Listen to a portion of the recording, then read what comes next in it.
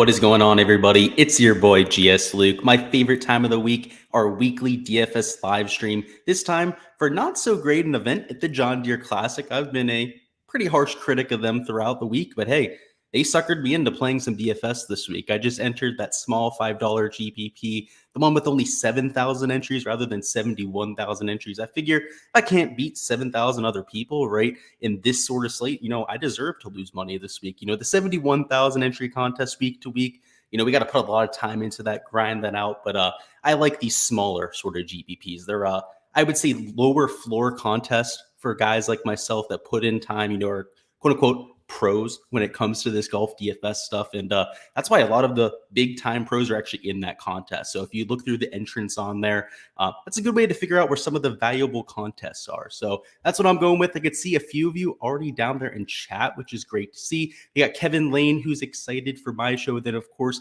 DGen's show after, which I'll be there as well. Can't wait for that. We've got Neil in chat. What is going on? Hopefully doing well here. Chris Palmer, who's spitting absolute facts here, who says, hit the thumbs up on the way in. Could not agree anymore. Kevin Lane says it looks like there'll be an AM advantage when it comes to the wind, and we'll talk about that here in a second.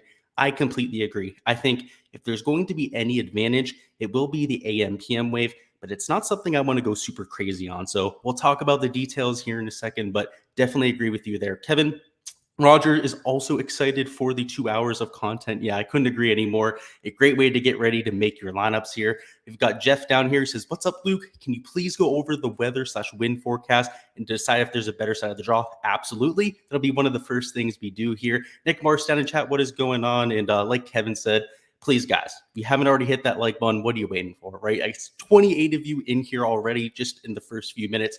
Please go ahead and let's get those numbers up. Let's pump those ratings up here on the channel, right? Let's get this out there to more people. So I'm going to go ahead and share my screen, and let's start off with first a look at the golf course in general, and then as promised, we're going to hop into the weather. So this is an easy golf course. You're going to see plenty of scoring. There's a drivable par 4, 2 of them arguably. There's some of the longer hitters on tour. Every par 5, I'd say maybe except for one, is going to be reachable by the entire field. And in general, plenty of fairways hit, about 5% more than average. Same thing with greens. You can see about 5.3% more than the PGA Tour average.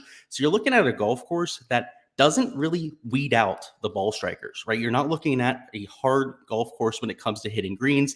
It's not a hard course off the tee, relatively wide fairways. You can see 36.5 yards wide. But on Thursday, guys, just set your expectations here.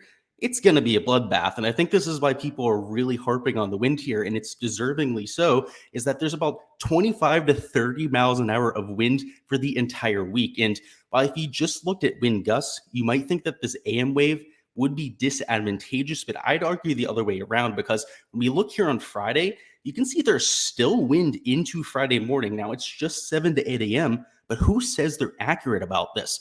This storm could very well last longer than they expect and go into that wave on the morning, right? In which case, the PM AM wave would be absolutely screwed, right? You're dealing with harsh wind conditions the entire day on Thursday.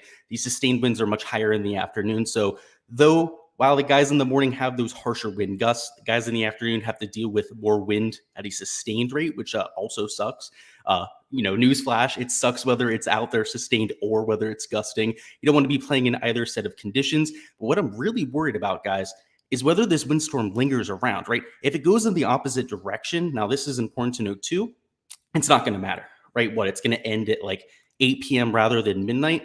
That doesn't impact play there on Thursday, right? But it would make things even there on Friday. You wouldn't be looking at much of a split between the waves. So as long as you didn't stack, 5-1 or 6-0 in all of your lineups, you're fine, right? And when I'm talking about this advantage here, if I was playing 150 lineups, maybe 20, 30 of them you allocate towards this AM PM stack, right? In case this storm lingers around. But think about if it goes the other way, right? If it lingers around for an extra 3 to 4 hours, that morning wave going to get completely wiped out. And then look at the front that's behind it. I mean, you're talking about 1 to 5 miles an hour of wind. So if that were to happen, and there's also rain in the forecast, so obviously Wind Finder, not really the best when it comes to precipitation, but on a lot of other wind sources and weather sources, there's plenty of rainstorms. And it doesn't say thunderstorms, but it's relatively significant rain there on Friday.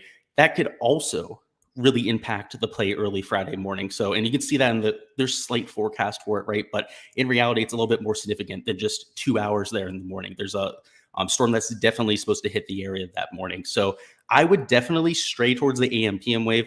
But again, like I said, nothing you want to go crazy on, because it's just as likely that it's just all day Thursday that players are impacted. And then on Friday, you're dealing with benign conditions for the entire day, right? So if that's the case and you overreact, then you're going to be in a world of hurt, particularly in some of the large field contests. So as per usual, my spiel here with the weather is don't go crazy on it. Don't do anything irresponsible. Usually I say to play like 15% of each wave, like a 5-1 or a 6-0 on each side for the AM and the PM. This week, maybe just make it like 20 to 25% of the AM PM wave. I just don't see how the PM AM is going to be advantageous, right? We know it's going to be windy tomorrow afternoon. We're within 24 hours at this point. I tend to trust these forecasts a lot more. And obviously, I just don't see it being advantageous to play there on Friday morning because there's still wind there. We know that there's going to be rain coming through the forecast. So maybe don't even allocate anything to that side. Maybe it's not even worth it for a week like this. Before we hop into my player pool for DFS, and we'll catch up on chat after we do this too, just want to talk about my outright bet. So this isn't a huge week for me in DFS. Again, like I said, the field's absolute crap, but it's going to be great from an outright and a ROI, I should say, profit perspective, right? And this is what I'm looking at in terms of outrights. So I have Cameron Champ to win. He's 50 to 1. That's what I got. He's 55 to 1 right now at Draftkings Sportsbook. I got Arnaban Lahiri at 60 to 1. You can actually get him at 70 to 1 right now, also at Draftkings Sportsbook. So maybe take a look at that. I also got Taylor Pendrith. That was at 70 to 1. So again, you're getting better numbers than all these players at DraftKings right now. So I'd be hopping on all over them if I were you guys, or at least if I had access to them, right? And the last guy I had was Austin Smotherman, and I got 120 to 1. So I got a better number of what is advertised right now. He's at 110 to 1 right now over there on DraftKings. So just wanted to go through that. I know a lot of people wonder who I bet outright. And for me this week, especially when you see my my DFS pool, it's going to make a lot of sense why I'm not playing the guys at like 12 to 1, like a Webb Simpson and an Adam Hadwin, because I'm not playing them in DFS this week. I think they're donkey chalk. I think they're people that you really don't need to invest in this week that are it was nearly 30% of Webb Simpson. I have him at 25% now. Adam Hadwin, I have him at 22% owned right now. I have a feeling that both of them are going to be significantly higher owned than that. I mean, maybe 30% plus on Webb. I think Adam Hadwin might even be higher owned than Webb Simpson at this point. It seems like there's a few people, including myself, that have talked themselves off of Webb Simpson. I've seen a few other people around the industry, echo a similar sentiment. But with Adam Hadwin, it seems like everybody's like, you know what? I might fade Webb, but I'm going to play Adam Hadwin. And there's a lot of people that are just going to play both of them and play both of them together, right? Because they're the quote unquote betting favorites here. And if there's one thing that I've learned about a birdie fest, and especially a birdie fest with a shitty field, is that you see absolute random winners here. And over the years, you've seen much better fields at the John Deere Classic. That's why you've had a few headliners actually win here, like a Jordan Spieth, for example. But of late, I mean, this field has just become utter dog shit. There's no other way to put it at this point. And I understand that Webb Simpson and Hadwin are the deserving favorites here. My modeling tends to agree, right? It's not completely in lockstep there. You can see that Webb Simpson, right, is number 23, number 11 in my modeling for somebody like an Adam Hadwin. So it's not like they're egregiously mispriced, but there's guys that I like a lot more in the 8 and 9K range, right? And, in a week where they're going to be nearly twice as owned, you're also paying $1,500 or $2,000 more for them. You're not doing yourself any favors playing them. It's not like they're going to be low owned, just not something that I'm doing. So I'm taking an aggressive stance. I'm pretty much fading all the chalk this week. Everybody that's going to be super high owned. I mean, because with the field strength here, guys, you're going to see just utter chaos. You're going to see like people that are like 0.1% owned this week up there in the top 5 after day 1. I guarantee you it's just going to be some random fucks that no one plays this week. That's winning a lot of money in the large field GPP, like the 71,000 entry GPP. That's the reason I'm playing in this 7,000 entry GPP is I don't want to go against some random guy that just was drunk and randomly clicked in Austin Cook right into a lineup. And that's why he's winning the, 71,000 entry GPP. It's a much lower chance of that happening in a 7,000 entry contest. So that's the main reason with my contest selection this week, because you're going to see that randomness, right? So you should try to embrace that across your entire player pool. So up top, right, these super high owned players, I'm not getting to. Sahith Theegala, Probably not making my player pool either, though he is the one guy up top that I would want to add to my pool. I was going to play Jason Day at $10,000, but I've kind of jumped ship on that at this point. He did withdraw from the Pro-Am today, which is not a good look for Jason Day, especially with his history there with the injury. So I thought I was going to play like 15%. I still might play like 10%, maybe like 7% just in case, but he's not going to be anybody I'm getting leverage on at this point anymore. Just I don't think it's worth it. Denny McCarthy is somebody that's picked up steam for me. A lot of that first, I mean, his course history here. I mean, I don't think it's that great. I think that's the main reason against playing him, right? Is everyone's like, oh, he's missed 2 cuts in a row, right? He just made the cut there in 2018. But he's a completely different player at this point. You were just seeing him put up ceiling performances. Outside of the missed cut at the Travelers, he's been extremely consistent of late. Just, I think we need to judge him differently, and he's super overpriced. Everyone in this field is overpriced, but at this point, I can start lineups with Denny McCarthy and still play Charles Howell III in them. I could still probably fit in a guy like Patrick Rogers or Scott Stallings and not have to take a guy in the bottom of that 6K range. I could make a really balanced lineup. If I'm taking Webb Simpson and I try to take somebody in this 9K range, I almost have to skip this 8K range completely, or take somebody down in the lower 6K range. Which guys, there's maybe 3 or 4 guys I'm willing to take down there this week. It's just you really got to think about lineup construction this week. So at the end, when we talk about that, it'll be an important talking point for us.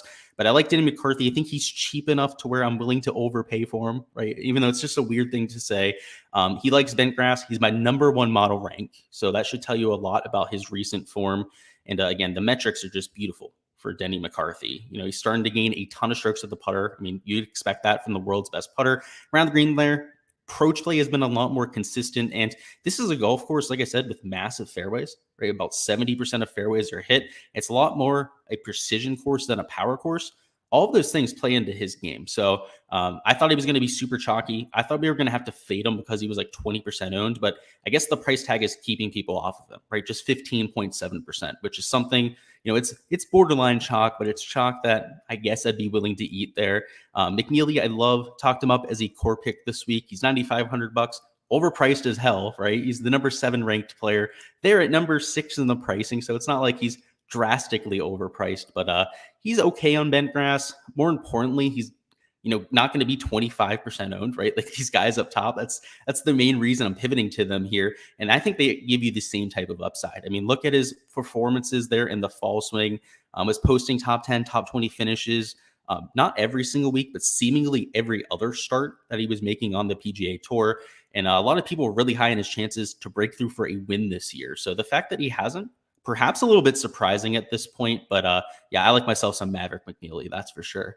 Charles Howell III, talked him up today as a sleeper pick, definitely getting there. He's a solid putter on bent grass, a lot better than other surfaces, and always shows up at these positional golf courses. Only 13% owned, could be a whole lot worse than that. So certainly somebody I'll be getting to there. I guess we'll go ahead and catch up on chat because I forgot to do that. Looks like there's quite a few comments down here too. Let's see what's going on with you guys. We got Mightiest Helmuts who says, hey guys, smash a like button. Definitely agree there. Neil says the chalk of the PM wave.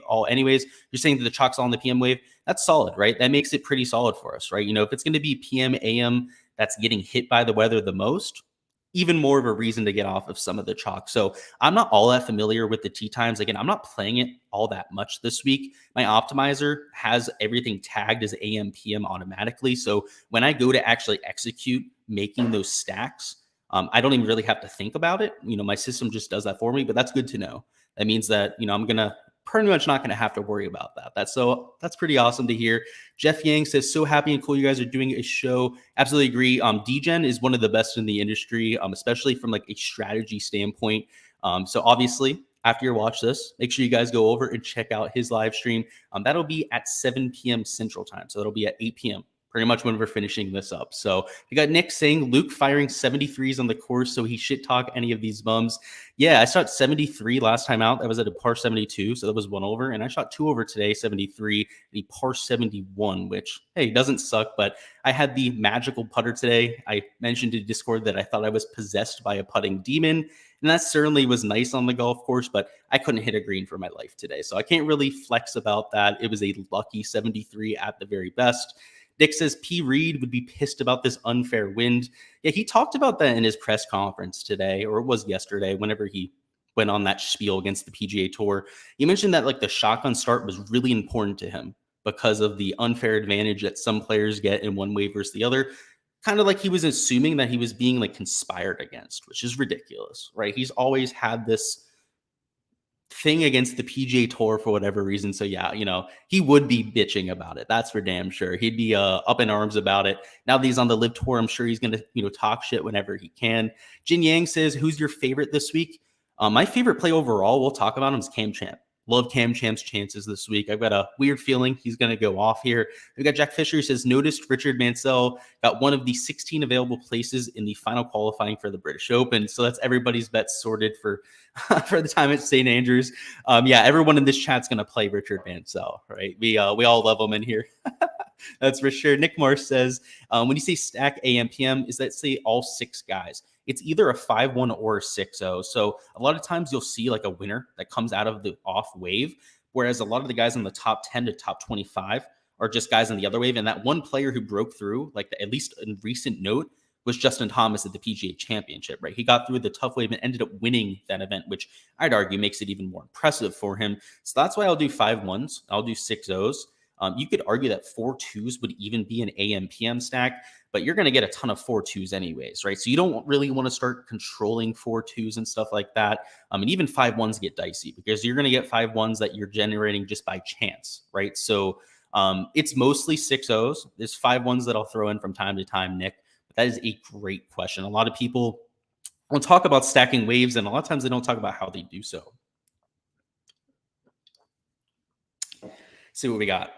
Matthew says, can you do a dive into Patrick Rogers? Absolutely. I love Patrick Rogers this week. Neil says he's about 15%-ish too for McNeely. Yeah, it's not all that bad, right? It's right around where, Denny McCarthy is. So I'd say adequate for that range. Ray Floor says for John Hull, yeah, we'll talk about him. I think he's way too chalky for my liking. So there's the Spark Notes answer there, but I'll give you more of a answer there in a second. F. Sterling says, Denny McCarthy outright, yay or nay? God, it's 22-1 though, right? So like that's the issue I have, and I know, right? It's the field's weaker. We have to account for that. I just cannot bet him at 22-1. It feels dirty, right? Like today, I had a 300-yard drive on a really short hole. It was only 310-yard hole. I hit a 300-yard drive. I chunked my wedge onto the green, like duffed it, like 10 feet in front of me, and then made a 50-foot putt. If you win a Denny McCarthy outright at 22-1, you're going to feel dirty about it. You're just gonna be like, this doesn't make sense. It's just, I don't know. I don't think I can do it, Hef. It's just one of those weeks where I'm taking long shots. The lowest number I took on the board was Cam Champ at 50-1. So if that answers your question there. Wavy says, my favorite Luke, let's get it. We've got 1,000, 2,000. Don't forget to like and subscribe. Yeah, we had 1,000 just in March, and now we're at 2,000 subscribers. So it's been quite the march up there, Wavy. I'm glad you enjoy it, and I'm glad you tell people hit that like button. Definitely get to that if you haven't already. So let's get back into this player poll, though. So we talked about Charles Howell III. I didn't mention anything about Christian Bezuidenhout this week, but I like him. I'll have him in my player poll. I don't want to talk him up too much because I don't want everyone to play him this week. There's a few guys that I'm playing this week. Just know that, okay? I love him this week. Don't really want to go into it more than that because I don't want to sell too many people on him. Patrick Rogers at $8,800. I love him. He's a core pick. I know somebody wanted me to mention him, but solid on bent grass. He's number 1 in recent form rank. So coming in with the type of shots gain metrics we're looking for, just overall a solid play. The one thing against him is that he's starting to get in that chalk area, right? He's 16.5% owned.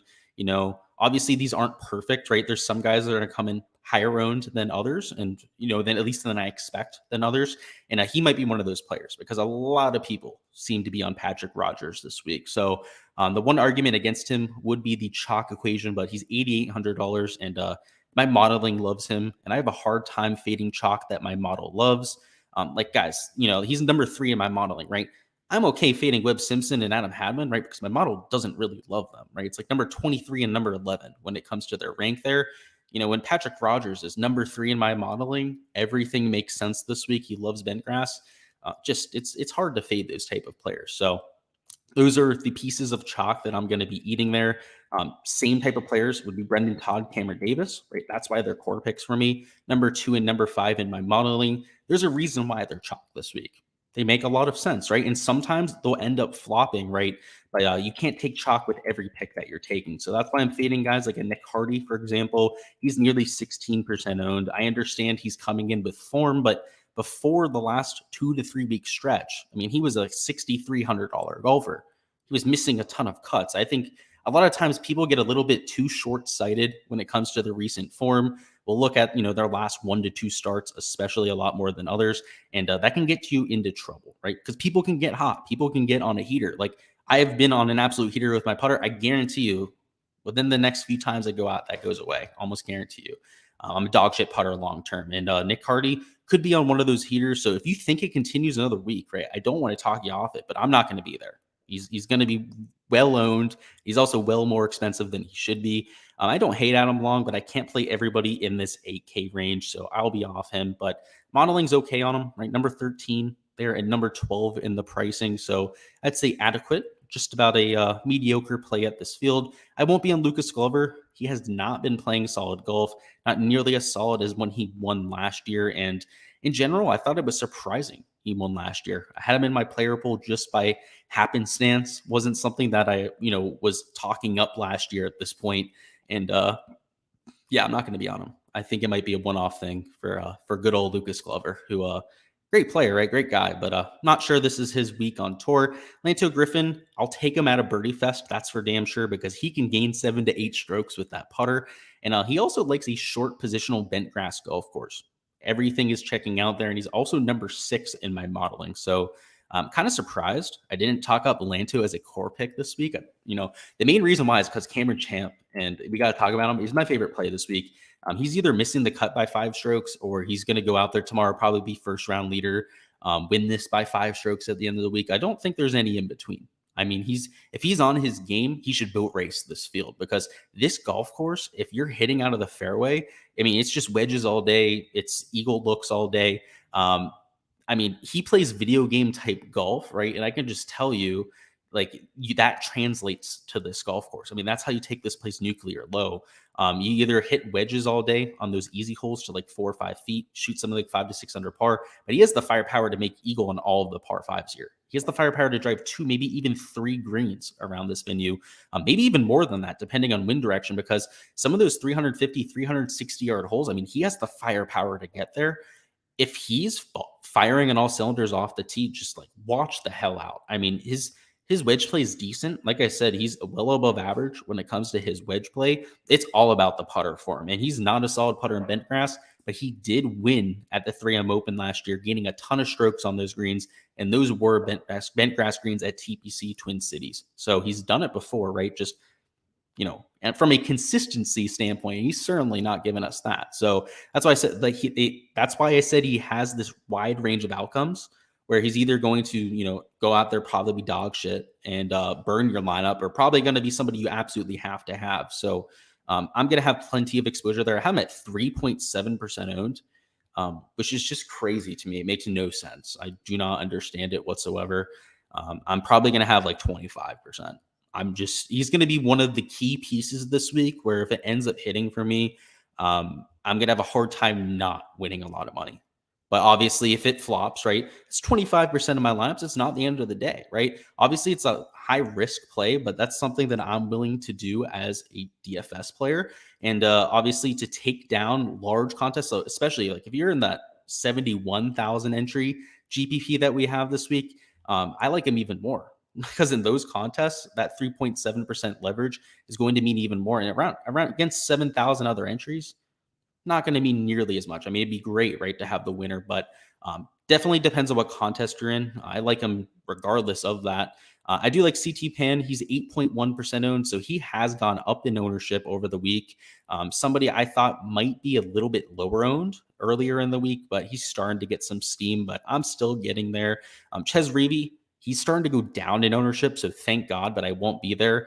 He was 17% owned when I last ran ownership, which seemed ridiculous. It seems as if obviously coming back down to earth, which is good to see, but I'm still fading him. The shot game metrics have been pretty dog shit for him. JT Poston, I love the guy. Talked him up last week. Was maybe one of the only people in the industry to talk him up pre-week. And obviously, a lot of you guys were able to cash out on that.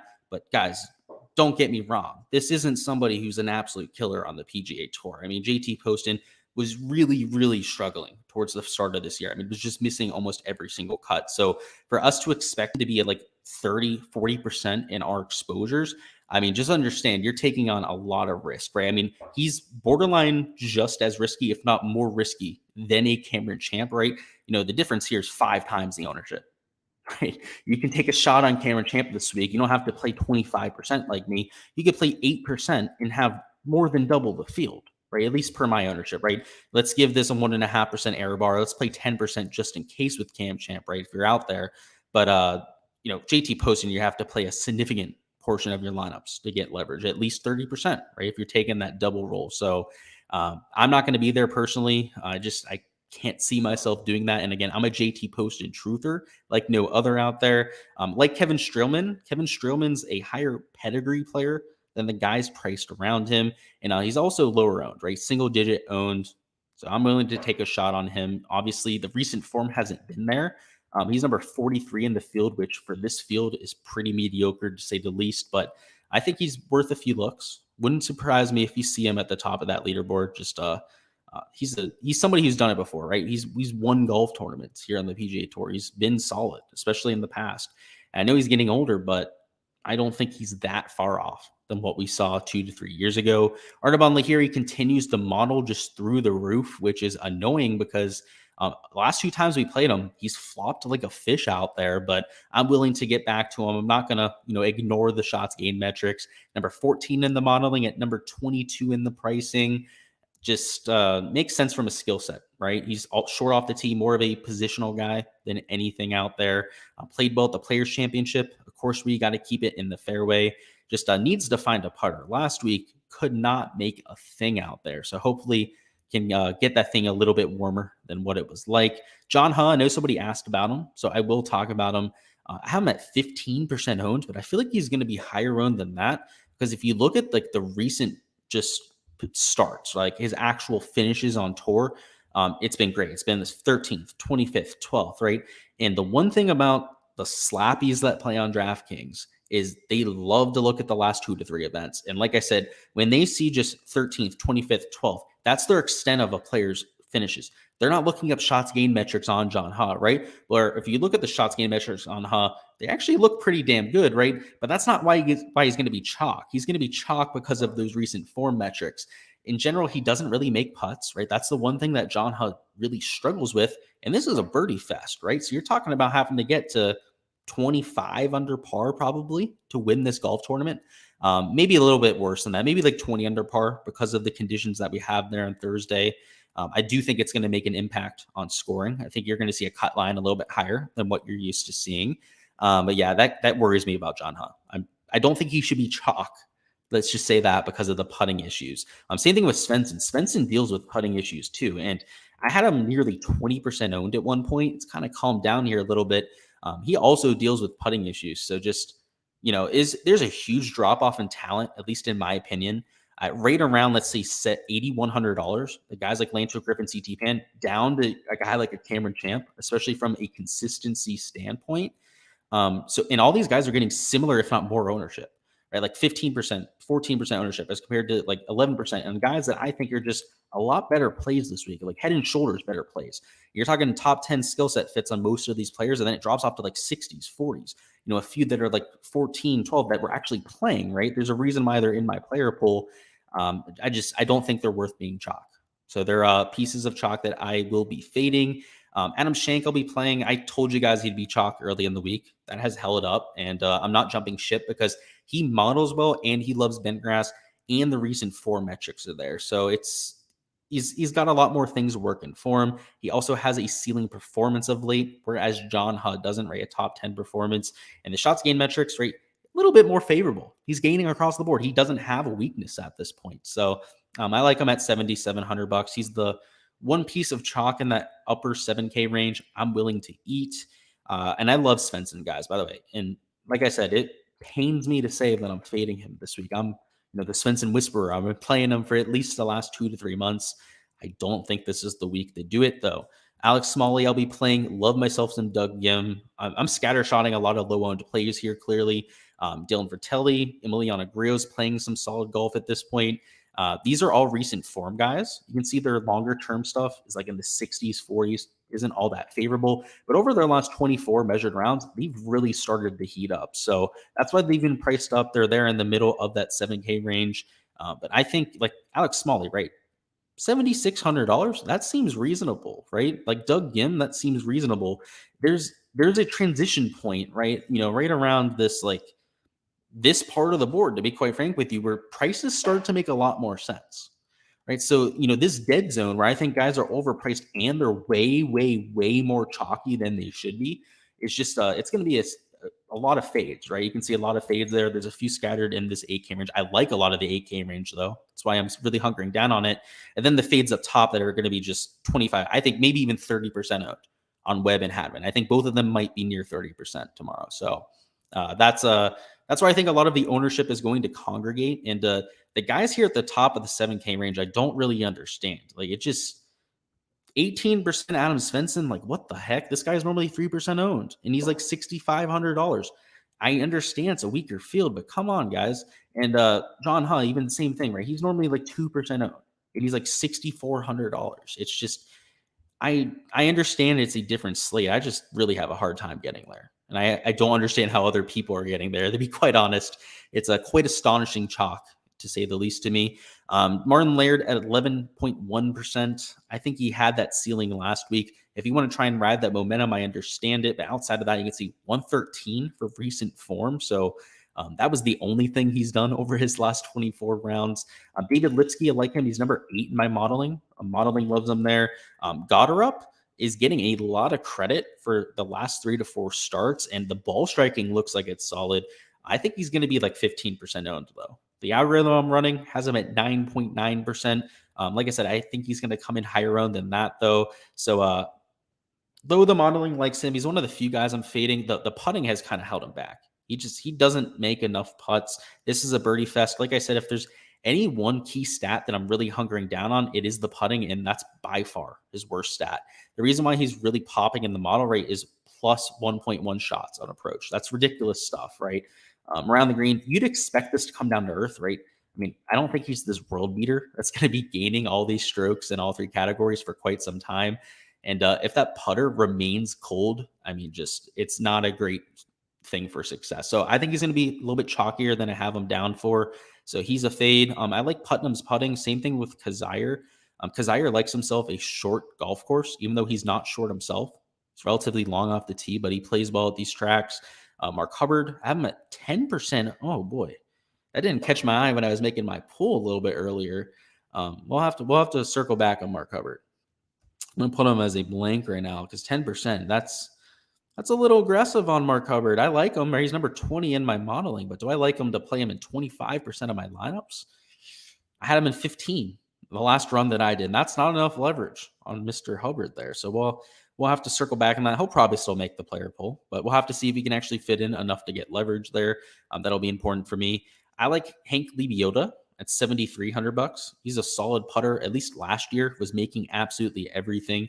Taylor Pendrith, I'm taking a shot. He's injured, or at least returning from injury. So hope maybe is past the injury at this point. Who knows? Golf media is the absolute worst when it comes to injuries. They won't even ask players that are returning from injury if they're feeling better, right? In other sports, we know this 4 to 5 days ago. So rant aside, I'm playing him. If he's healthy, he's completely mispriced in this field. Loves himself some bent grass. Matt Wallace, I actually almost bet outright, just $7,200. I think it makes some sense there. So I believe he's like 120 to 1 as well. So that's the number that I was looking at there. So I almost added him on top of Smotherman. But ball striker, high upside player. This type of field is where I think he might get that breakthrough. I mean, he's been kind of showing some form over the last month or so.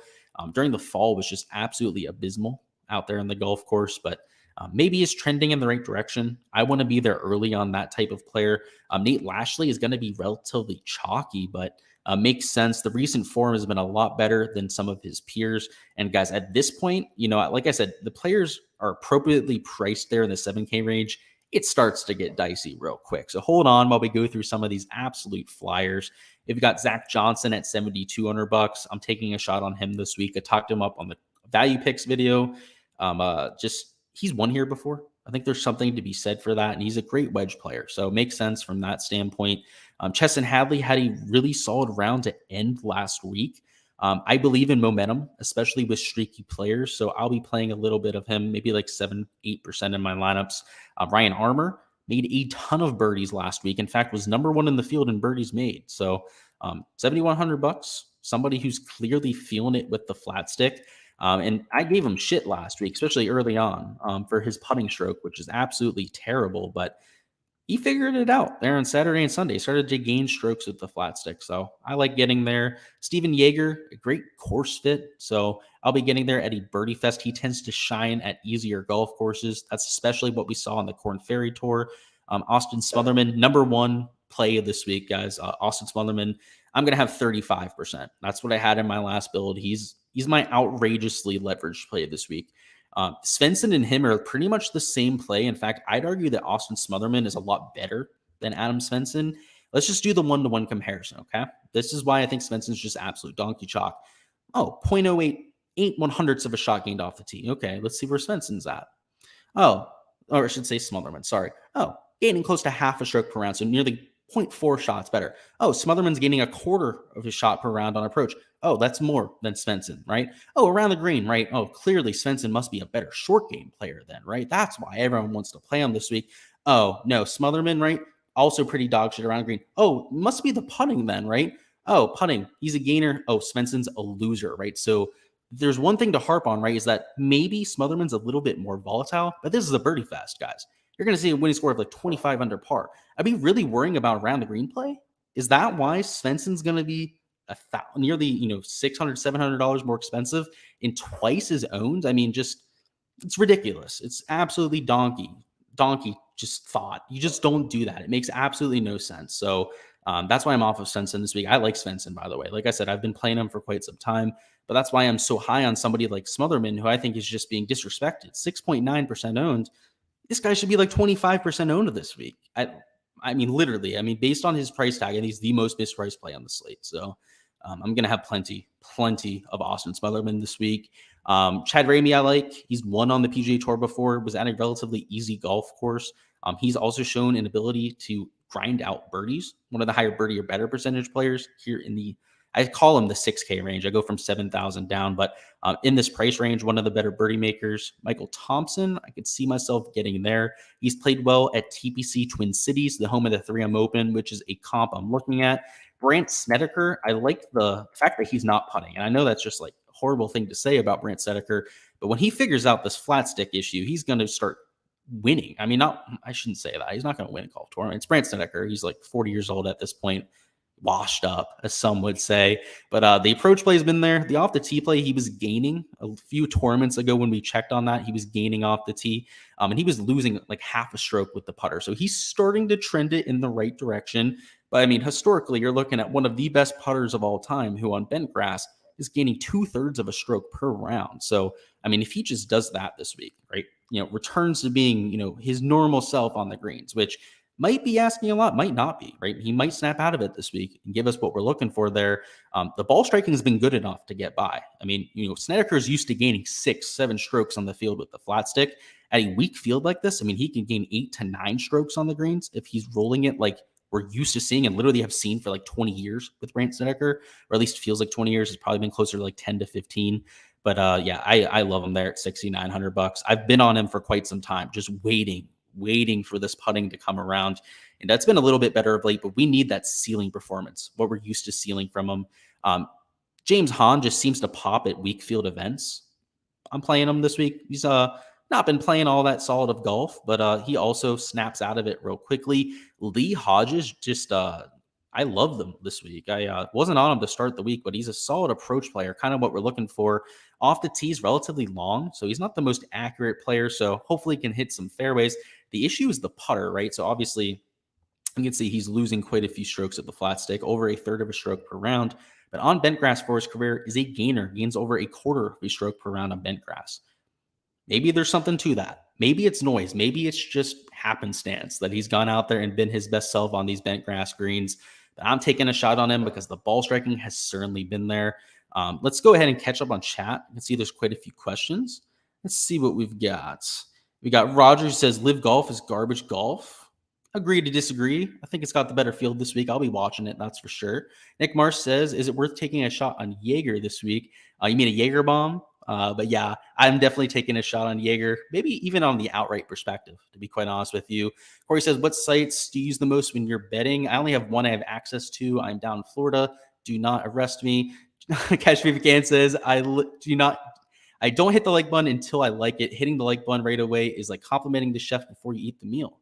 Hey, each to their own. Hey, if you hit it by the end, it's the same to me. It still pumps up the rating. So each to their own. If you want to hit it early, do so. If you want to wait, hey, I get that too. Definitely understand that train of thought. Mighty's Helmut says, totally in on the Stallings, Rogers, Davis, and Champ train. Bottom rotation will be the key this week. So yeah, definitely those are going to be like 30 percenters for me at the very least this week. Mightiest also says, still kind of pissed my buddy won so many times last week in the $5.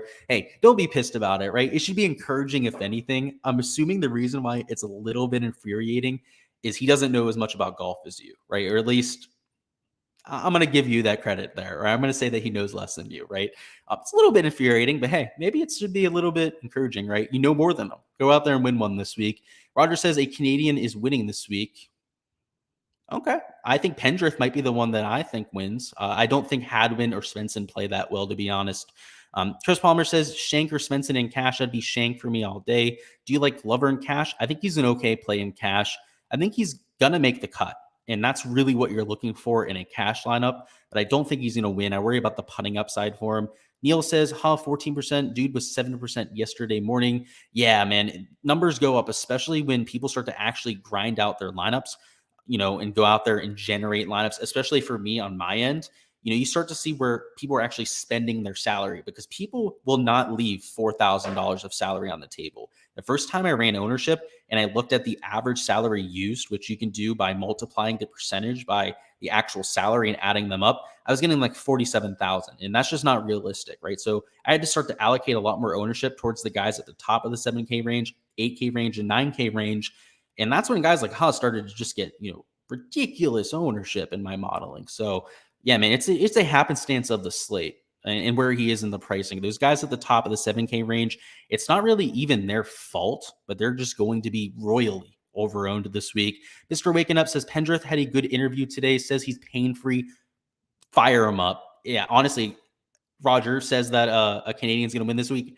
I think it might be Pendrith. Like, this is a great golf course for him. He loves a birdie fest. Played well down at the Bermuda, so I'll be on him.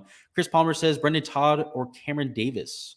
Great question. Ooh, you're looking for floor, so I'm going to say Brendan Todd, but I love both plays. That's like choosing between two of my favorite children. It's hard to do there. Michael Smith says, round robin, your 5 prize picks plays. Let's get this cash. Let's go. And yeah, prize picks, going to be interesting, especially for the live stuff on round 1, because we're either getting lines that are royally too low, especially with the birdie lines, or lines that are really too high for a golf course that's too difficult. So I almost want to enter cards, at least for golf, where it's like all overs for 4 birdie lines for live golf, and then take the same card and do 4 unders and just like kind of like hedge against that, Michael. I think it's going to be interesting to look at. Nick Mars is asking about the big rig, who we'll definitely talk about. So I'll bring up his shots gain metrics. What's his price? Yeah, he's right here. I figured he was at the top of the 6K range. So not hitting the ball well. Not really surprising for Big Rig, right? He's a little bit inconsistent there, but kind of doing his thing with the short game. Let's take a look at the course history. It might be a little bit more valuable to us at this type of venue. Let's see what we've got. Missed cut. Ooh, okay. I want to play him because I think he's a decent course fit, but I'm having trouble right now. Ooh, yeah, I mean, there's nothing that's pointing to him being a good play this week, Nick. But I'm a sucker for playing the big rig, right? So where is he at? Do I even have him? I'm pretty sure he's not a blank. Yeah, but I'm doesn't blank. I'd normally be one to play him. I'm not sure I'm getting there this week, but in a dog shit field, we've seen crazier things happen. Maybe he's that one random name that you see at the top of the leaderboard where you're like, oh my God, duh. Like I should have expected him to, play well at a birdie fest, but the recent form hasn't been there, Nick. It's a rough patch, that's for sure. Catch Me McCann says, what do you think about live golf on DK? I like it. I put up a video for it, a little preview. I'm having trouble getting data feeds, especially obviously with the stats that they're putting up live. So it's going to be hard to get like round one stats in a digital format.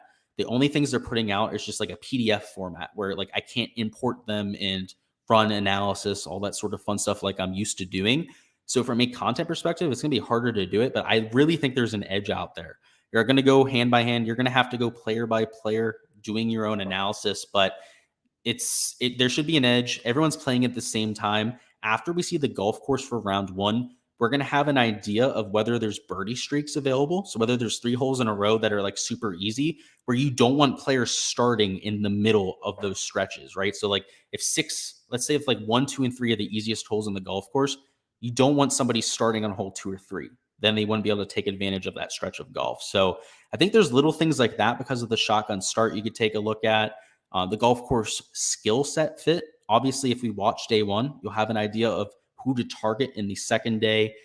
Yeah, I think it's going to be a good edge. I think it's a solid field this week. I'm not trying to talk shit about the PGA Tour when I say this, guys. It's just reality. It has the better field this week. It's like the golf tournament I'm actually looking more forward to watching this week. JW says, hey, new to the channel, love it. Question, when do you put out picks for prize picks? Usually on Tuesdays, I put out my prize picks preview or Wednesday morning, depending on when the slate drops. And then throughout the weekend, after the slate ends, I will put out stuff for rounds 2 through 4. So look forward to that right around like 9 to 10 p.m. Eastern time. After the round ends, they do their own analysis, go through their own P's and Q's to figure out their lines, and then they post them. So comes out a little bit after that. Anson says, does Seifert look good to you? I think he's in decent play. I don't hate him. Michael says, can we put you in the tournament at 6,500? I'd shoot like 80 or 90 on one of these setups. It wouldn't be all that good. I'd be one of the guys shooting like plus 12 every single day, but I wouldn't embarrass myself. I do have to say, I don't think I'd be shooting like 100 out there or something like that. Like a lot of you hacks here in the channel would be. My niece Helmut says, I like the idea of live, but going to wait for my betting until it solidifies. Yeah, I don't think you should be investing a lot into it. It's more of like a speculative thing. Like I put $20. I have that $20, $1 contest where like you can put in $21 entries. That's what I did for the first round. Rounds 2 and 3, after we've seen the course, I might be a little bit more bullish about it, especially from the outright perspective, though, might want to wait. Right? Because a lot of these golf courses, we're not getting the actual scorecard until like Wednesday morning. This week, for example, we didn't actually get the scorecard until Tuesday, right around midday. And I had to do an unbelievable amount of digging just to find that scorecard. I mean, in the future, like when we can break down a golf course and actually know anything about it, yeah, then it'll be a lot easier and it'll make a lot more sense to actually bet on that sort of stuff. So I completely agree there. Nick Marr says, I think I like him because what he looks like on the golf course, especially last Sunday, he had a hard time out there on the golf course and he had some really relatable reactions to golf shots, right? Just like pure dismissal after hitting a shank. You just hit it and just walked up to his next shot and just completely, neglected the fact that he hit a shot that bad. Just we've been there before. We've looked like Harry Higgs on the golf course, that's for sure. Nick Marr says, Brandon Wu and Wesley Bryan dive. Yeah, we'll talk about them. I actually do like Wesley Bryan a lot. I'm not huge on Brandon Wu, though. We'll have to see. My name's Helmut says, in cash, I went deep into the tank. It's a one-putt trainer week. Yeah, trainer's he's a head case, but he's the only guy at $6,000 that I'd have any chance of playing this week. The only one. I got to ask that question this week too. Somebody who just crazy, man. Why do you want to take somebody at 6,000 in this field? He's the only one I'd take though. Boz Williams says, just want to say I appreciate you, man. Appreciate you going down there and chat, having you down there. Don't normally catch you. Just wanted to tell you that. I appreciate you saying that. You got Corey says, who can be the winner this week in the... Oh boy, dude. We're not going to do that question. I'm talking about everyone in the field then. I'm going to just respectfully decline your question there, Corey. M says, in the 25 multiplier where the top 50 win $10. Okay, so that's a pretty aggressive multiplier, right? So it's a 40x multiplier contest. How crazy of a lineup should I get? Pretty crazy, since it's one of those 40x ones where you're finishing in the top 0.25%. You want to get kind of crazy about it. So if you have one that's a Hadman Thigala start, make sure you're taking somebody in the 6K range who's a little bit of a what the heck kind of play where, even you feel a little bit uncomfortable about it. I think you can start with 2 guys up top. If you really wanted to play Webb and Hadman this week, which I'm sure there's people out there that do, you really just have to differentiate down low. You're going to have to get uncomfortable in that 6K range. Just force yourself to play somebody who, like I said, makes you go, what the heck? And I think you can get away with it. So that's what I'd go with there, M-Pen. We have Corey says, Scott Brown, a sleeper this week. I'm not a huge Scott Brown guy, but the course history has been good around this place. Cam Percy, I'm not a huge Cam Percy guy. Money's Helmut says, how the Pro-Am overseas had the strongest field this week. That's actually true. The one that starts on Monday. So I should take that back. It isn't technically Monday next week, though, right? So maybe checkmate there, Mightiest. Arthorn says, what's your handicap? I am right around a 5 index. Playing some solid golf of late, though, playing better than a 5 index right now. Chris Palmer says, cash lineup, you have Long. So it's a lot of guys in the 8K range. I love this. And then Shank. Perfect. Hammer the 8K range, take Adam Shank. Sounds good to me. Corey Stewart says, is there a weather advantage? Not really. If there's going to be any advantage, it would be the AM PM wave, but I don't think it's going to be there this week.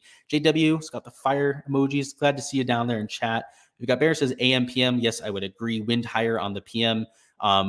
It's slightly higher. There are higher wind gusts for the morning wave, but more significantly, on Friday, there might be wind in the morning. So that's the one issue I have. It's not really the wind on Thursday I'm worrying about.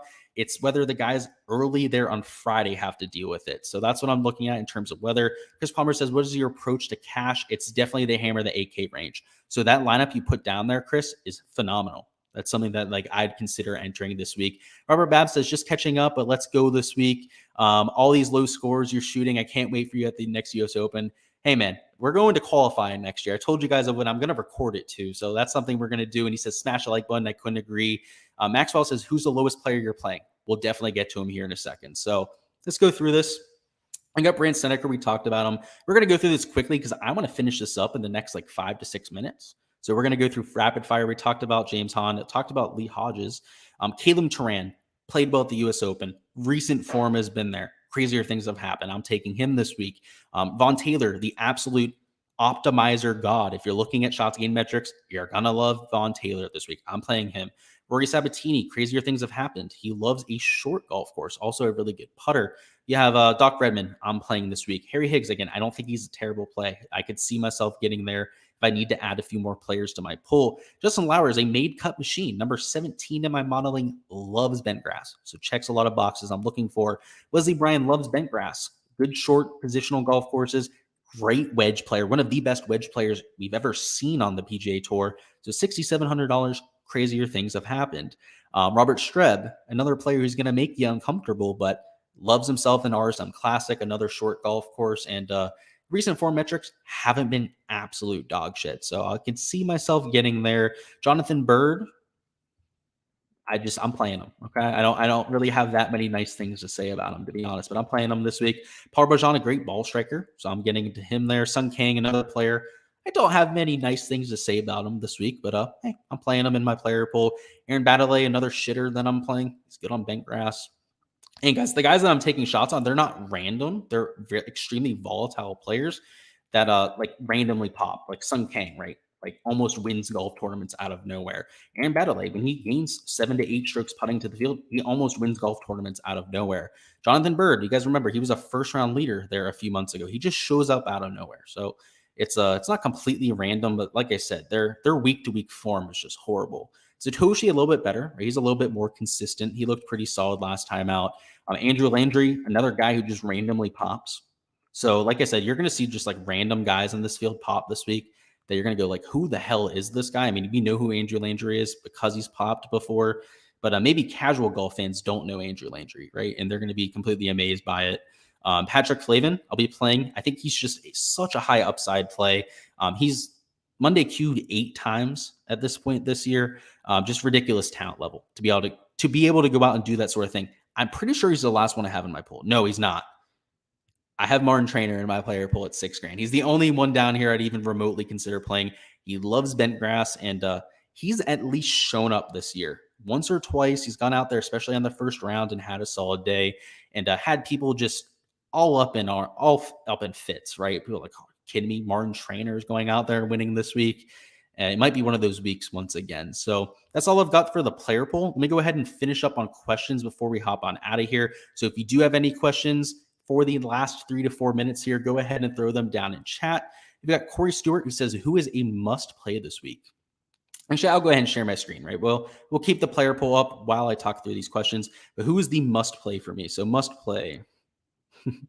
I don't think there's a must play just because of ownership considerations. But the one piece of chalk that I am eating up top, like Denny McCarthy, I think this is a great setup for him. I have tried to find any reason possible to fade him. He's number one in my modeling. So the model thinks he's a must play this week. So maybe that's your answer there, Corey. So that's what I would go with. Thorne says, are you playing more or less lineups this week than normal? I'm actually playing more. So I talked about it a little bit at the beginning, but I just wanted to play the 50-cent GPP this week. I thought I was going to play less. And then they came out with that $5 GPP that only has 7,000 entries, and it's a 150 max. So it's like, a smaller field contest, only $5,000 to first. That always gets my attention on DraftKings. I will always almost immediately max enter those contests because they fill extremely quickly. In fact, it's probably getting close to filling right now, and you're getting by far the best payout structure on DraftKings. So I always try to take advantage of those. That's the only reason I'm playing my full volume this week, though, which is usually max entering the $5 GPP, then entering a bunch of single entries. So that's what I'm going with this week. It's more than normal because I'm entering both GPPs. I'm actually entering 3 different 50-cent GPPs for this week, and the $5, the smaller one, that is not the large 70,000 entry one, the one that's only 7,000. We got a question that says, is Robert Streb crazy enough for the micro booster? He is. Yeah, because he's like 1.5% owned.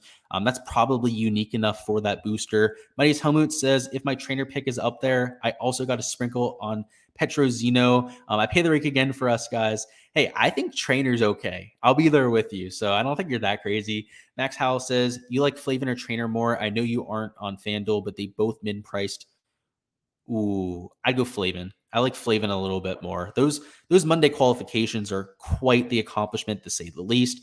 Mighty says that was the only reason I took Trainer, was hoping he was my Kisner from last week. Yeah, Kisner hit for us both last week. That was pretty cool. And Patrick says, what do you think about the final score? -20? I think it's going to be right around there. That was what I gave as a prediction earlier. If we didn't have the wind there on Thursday, that's going to be like in that 20 to 30 mile an hour range. I'd say -25. I think this place is going to get absolutely cooked. But because conditions should be more difficult tomorrow, let's say 20 under par, right? Let's not go crazy on it. So, yeah, I agree with you there, man. I think that's a spot on assessment. So that's all we're going to have for the live stream.